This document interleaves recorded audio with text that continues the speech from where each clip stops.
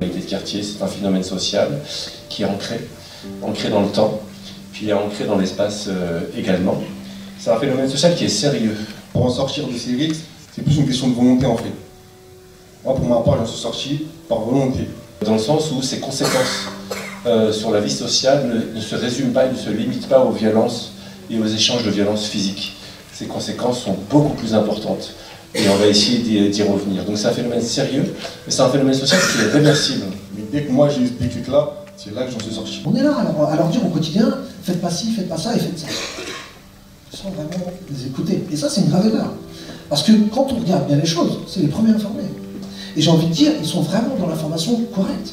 Nous, on arrive, on entend ci et ça, et finalement, c'est autre chose. Et eux, ce qu'on a échangé, ce qu'on a vraiment échangé avec eux, c'est qu'est-ce qu'ils feraient. Et donc, en échangeant, on a bien compris que quelque part, ils étaient force de proposition. Et déjà, nous, en tout cas de notre point de vue, ils peuvent désamorcer des situations qui peuvent être très complexes. Comment nous, on est sortis des risques, en fait, c'est, comme vous avez dit, il faut prendre conscience. En fait, c'est au bout d'un moment, il y a des responsabilités, il y a des choses qui sont beaucoup plus importantes que les risques interquartiers. Et c'est à partir de ce moment-là, dès qu'on a ce déclic-là, c'est là où on commence à comprendre. Pour notre part, en vrai, c'était un jour, on a décidé de faire une assise. C'est soit on part et on fait un carnage, soit on s'arrête, mais par contre, tout le monde essaie de réussir dans sa vie. Et en fait, c'est à force que tout le monde parlait de ses futurs projets, c'est là où on a compris qu'en fait, on avait des autres préoccupations et des autres priorités. C'est à partir du moment où on constate qu'on a d'autres priorités, c'est là où on se met en réserve. Il y a aussi la question des émotions.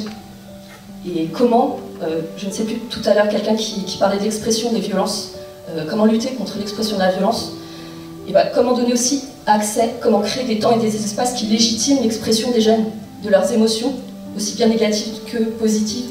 Et voilà, comment donner ces espaces-là, qui quand ils n'existent pas, se transforment en frustration, en colère.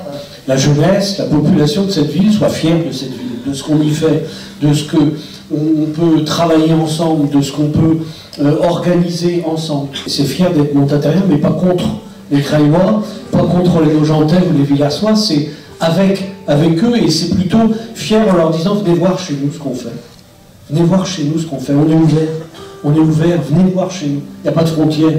On parle de déscolarisation, on parle d'échecs scolaires. On dit que c'est ça aussi qui fait que les gamins ils rentrent dans les risques. Quand cette déscolarisation, elle est institutionnalisée, et je sais que peut-être ça va choquer certains ce que je dis, mais nous on a 150 jeunes non affectés par an quasiment à Corbeil-Essonnes. Pour déconstruire les rivalités de quartier, les identités de quartier, mais aussi pour renforcer, on va dire, la cohésion sociale et la coopération entre les villes et les quartiers de l'agglomération. Aussi, c'est la qualité des intervenants, leur diversité, parce que c'est extrêmement rare effectivement d'avoir l'intégralité des partenaires mobilisés. Et justement, comme on le disait, au cœur des échanges, ce qui est important sur cette thématique-là, c'est d'avoir la culture commune.